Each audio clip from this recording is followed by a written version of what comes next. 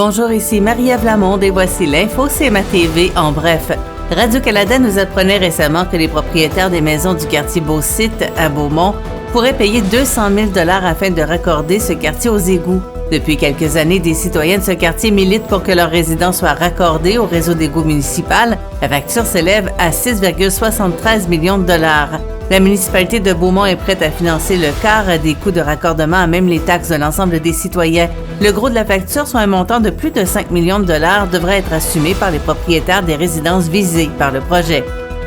La Maison des jeunes incontournables de Montmagny accueillera un nouveau porte-parole pour l'année 2024. En effet, M. Maxime Jean, directeur au compte marché commercial, industriel et immobilier au Centre des jardins entreprises Côte-du-Sud, fera la promotion de l'organisme. La mission de M. Maxime Jean est de créer des relations de communication et de coopération entre la Maison des jeunes et son environnement.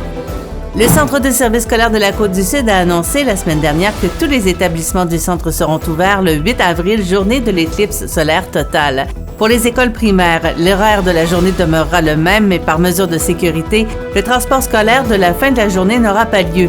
Les parents devront venir chercher leurs enfants à l'école à la fin des classes ou au plus tard à la fermeture du service de garde de l'école. Les élèves se déplaçant à pied seront quant à eux gardés à l'école jusqu'à 16h30. L'horaire des écoles secondaires, des centres de formation professionnelle et d'éducation aux adultes demeure le même et le transport scolaire sera offert selon l'horaire habituel. Et au sport, les rencontres 3 et 4 des 2 séries demi-finales étaient présentées au cours du dernier week-end dans la Ligue de hockey Côte-Sud. Il est déjà assuré qu'au moins 6 parties seront nécessaires afin de déterminer les représentants de la section Est à la grande finale.